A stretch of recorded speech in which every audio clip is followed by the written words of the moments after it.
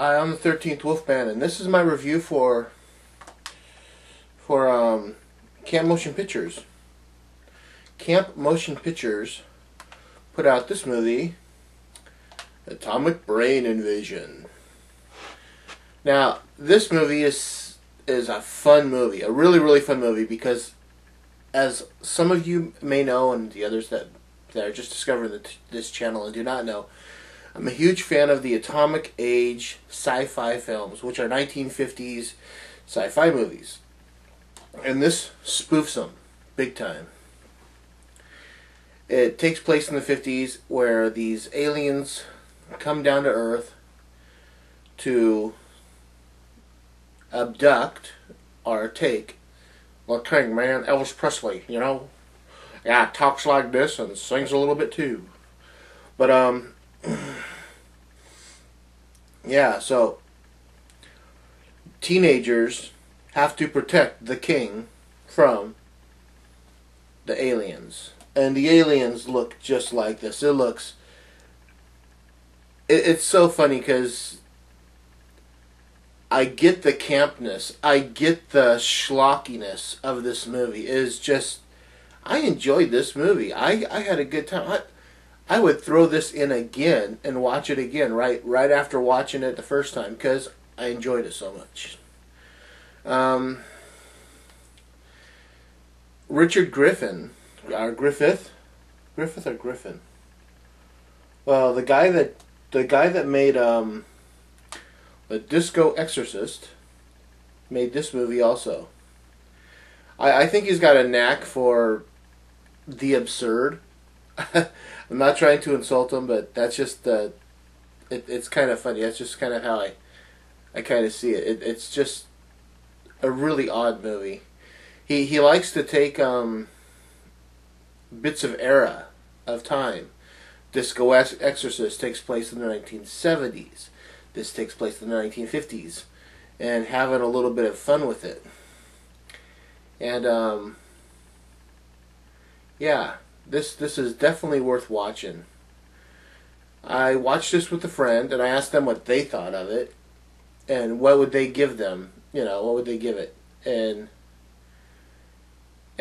they said that they would give it three spaceships out of 4. I turned to them and said, well, I do chainsaws. They said it's a sci-fi film. I'm like, okay, this once, I'll do spaceships. So they gave it 3 spaceships out of 4. I give it 3.5 spaceships out of 4. The aliens, these aliens here, because there's actually 2 sets of aliens in the movie. I don't want to tell you about the other ones, but these aliens here, it's all practical. You know, it's foam rubber. You know, you can kind of tell that how they did it. I don't want to get. I want you to see this to see what I'm talking about. But it looks fun, man. They tried their hardest to keep this a 1950s looking movie. They found a 5 and dime, not 5 and dime, but a diner. They found all these old cars, like an old Thunderbird and an old Oldsmobile, and you know, from the 50s. And the guy to play Elvis doesn't quite look like Elvis, but hey, you let that slide because, well, you're enjoying the movie. The guy that plays Elvis's manager, Colonel Tom Parker, doesn't look anything like Colonel Tom Parker. Again, but you let it slide. This movie is made out of the corner of fun, man. I really dug this. I think Camp Motion Pictures has a hit on their hands with this one when it comes out. This comes out in September, I believe. September or October. This is an early review for me.